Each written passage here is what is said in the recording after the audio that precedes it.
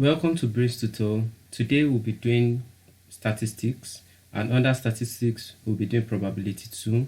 I did a video on probability 1, which was experimental probability. If you have not seen it, you can check it out on my channel. So today we'll be treating theoretical probability, and as I said last class, theoretical probability observes value from a physical situation, making it more exact or probable in values when compared to experimental probability. So let's take some example. The first example here is Anna throws a fair 6-sided die.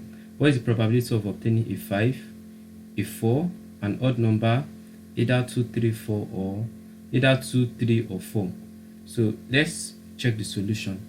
Now we all know that a fair die has 6 sides numbered 1 to 6, making a total of 6 outcomes, and then 5 is just one of the outcomes. So the probability of me having a 5, since 5 is just one out of the 6 outcomes, the probability of me obtaining a 5 is that 5, which is just one out of the whole 6. So the probability of me obtaining a 5 is 1/6. Also, B, 4 is also one of the outcomes. Therefore, the probability of me obtaining a 4 is also what? 4 is just one out of the 6 outcomes. So that is 1/6. Alright, let's look at the C. C says the probability of me obtaining an odd number. So if we check here, odd numbers that we have here are 1. 1 is an odd number. 3 is an odd number.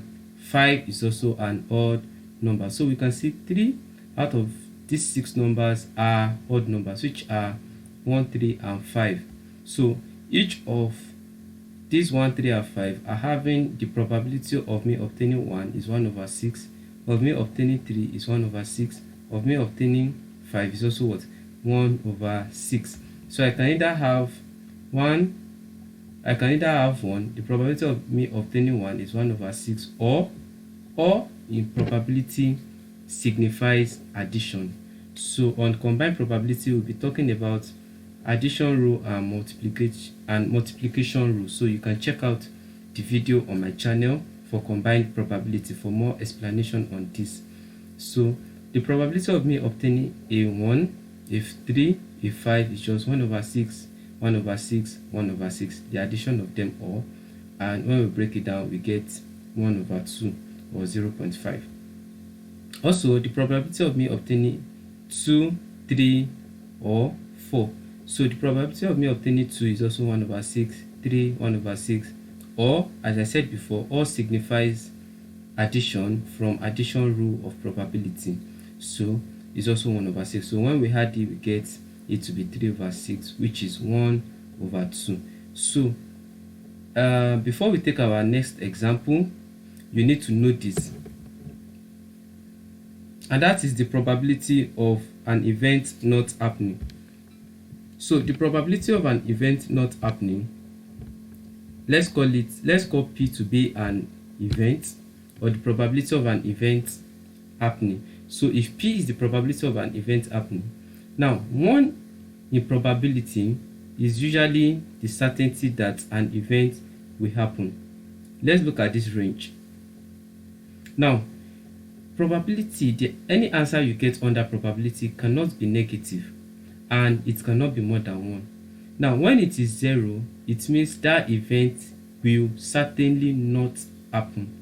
And when it is 1, it means that event will surely happen. But when it goes from here, from 0 to 1, now this signifies the strength to which that event will happen.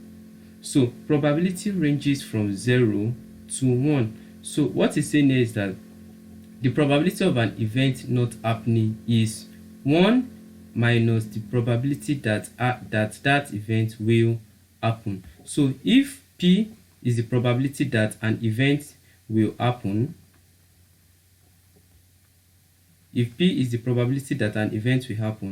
P prime is the probability that event will not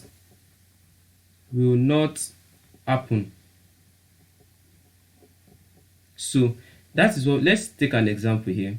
Let's say the probability of an event happening is 2/5. The probability that the event will not happen becomes a prime. So we can say a prime is 1 minus a. So the probability of event a not happening is 1 minus probability that it will happen. So even if this is 200/500, it doesn't matter. When you take 1 away from it, when you take that away from 1, it gives us the probability of that event not happening. And as you can see here, this is 1 minus 2/5. So please take note of this. This is very, very important. Alright, so let's go to the next slide. So with this knowledge, I want us to check this example 2. A statistical survey shows that 30% of men wear shoe size 8. What is the probability that a random man pick does not wear size 8?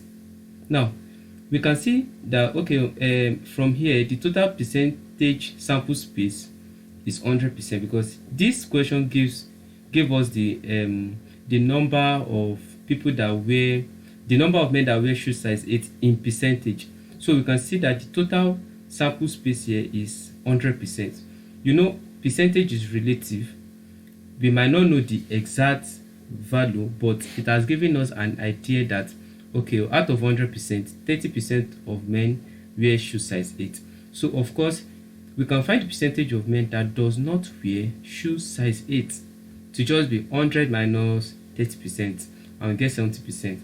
So probability that a man does not wear shoe size 8 is just 100 minus 30 over the total 100%. Now percentage can cancel percentage, and you'll be left with 70/100, and when you break it down, your answer will be 0.7. So let's also check another example here. It has been shown from statistics that 85 of 100 people are at least 150 centimeter tall. What is the probability of choosing a person at random who is less than 150 centimeter tall? So from this question, you can analyze it yourself. The steps in solving question in mathematics is, the first thing you need to do, let me write it out. Once you want to solve question in math, the first thing you need to do is to, one, you need to read the question. That's the first thing. The second thing is you analyze the question. Okay, what is the question saying?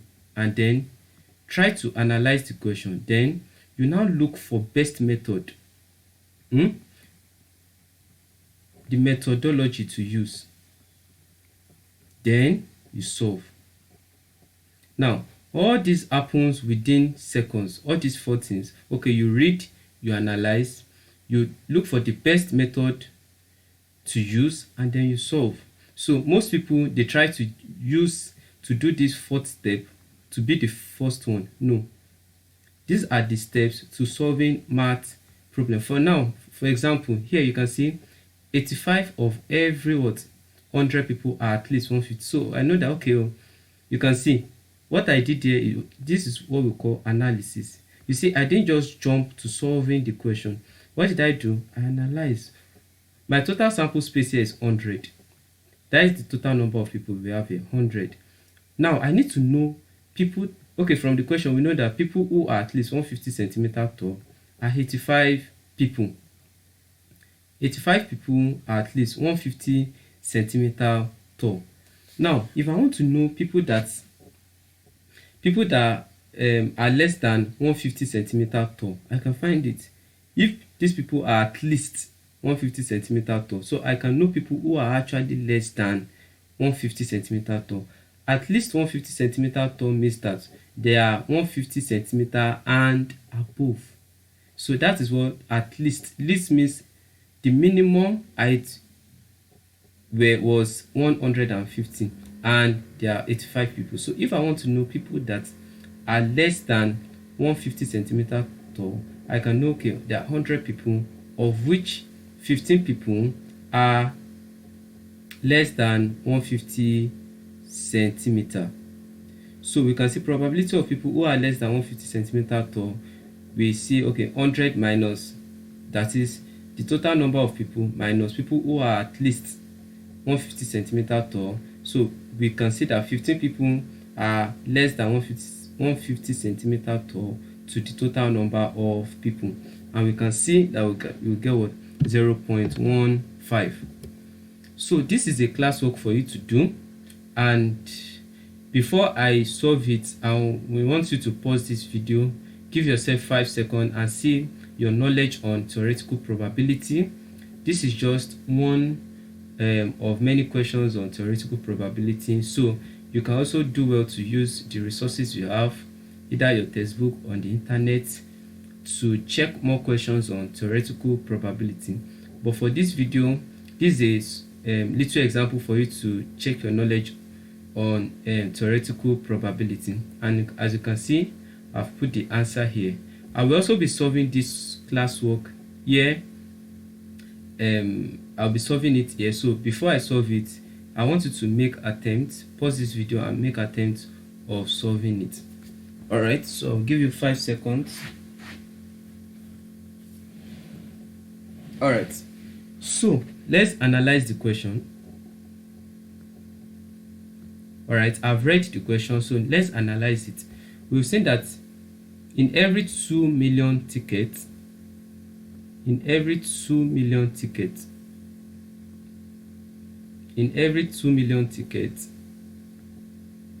400 are prize winners. So 400 are prize winners. They are prize winners. So if we want to get the number of people who are not prize winners, we can simply subtract it. So here it says, what is the probability of getting a prize from just buying the ticket? Okay, right here we might not even need to subtract. The reason is because what is the probability of getting a prize from just buying a ticket? Now, since 400 people are prize winners, okay, so I can say probability of A happening is simply the number of sample space I have over the total number of events. So I can see here that the probability of me getting a prize, since 400 people are prize winner, to the total number of the lottery tickets, that is the total number of the sample space. So the probability of me getting this price is just 400 to the total number of the tickets. So yeah, if we do our division well, sorry, I'm not supposed to put this line here. Let me erase it off. Yeah, so let's go back. So if we solve this, we are going to get 0.0002. Now another question, what is the probability that I will get the price? Sorry, if I say what is the probability, let me give you another question. What is the probability of not getting the price from just buying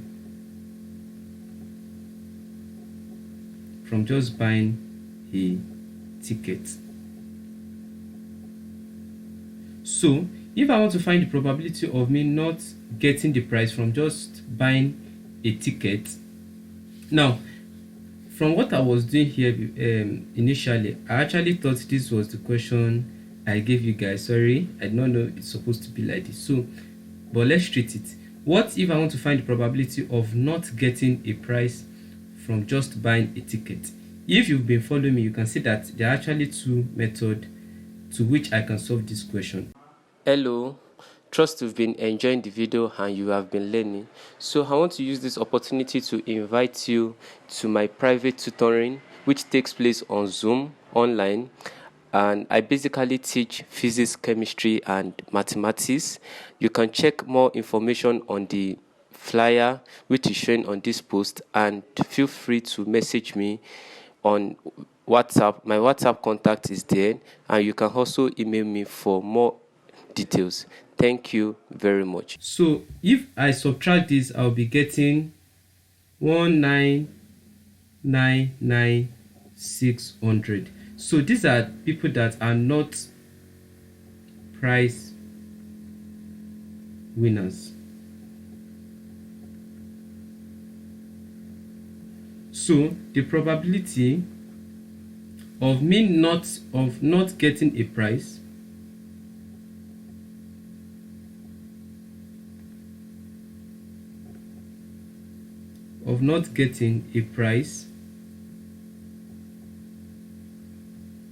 is the number of people that are not prize winners, which is 1,999,600 over 2 million. So if I do this, I'm going to be getting 0. You can also do it, be getting 0.9998. So this is the probability of me not getting a prize. Now, is there a way we can also solve this without going through all this? Yes, there is a way we can solve it. If you look at what I have here, can I use this? All right, yes, I can. So if this is the probability of me getting a prize, now the probability of me not getting a prize will just be 1 minus probability of me getting the prize. So I've already found the probability of me getting the prize to be 0.002. So if I say 1 minus 0.0002, I will still be getting the same answer as this, 0.9998. So that is what I'll be getting. So you can see having a good knowledge on probability is very key, and there is no one way to hit. Once you analyze the question and you know, okay, what am I to do, what am I given, how can I analyze it, and you solve accordingly, your answer will surely be correct. Should you have any question under what I've done, let me know in the comment section. And for you to see more interesting videos on math topics, kindly let me know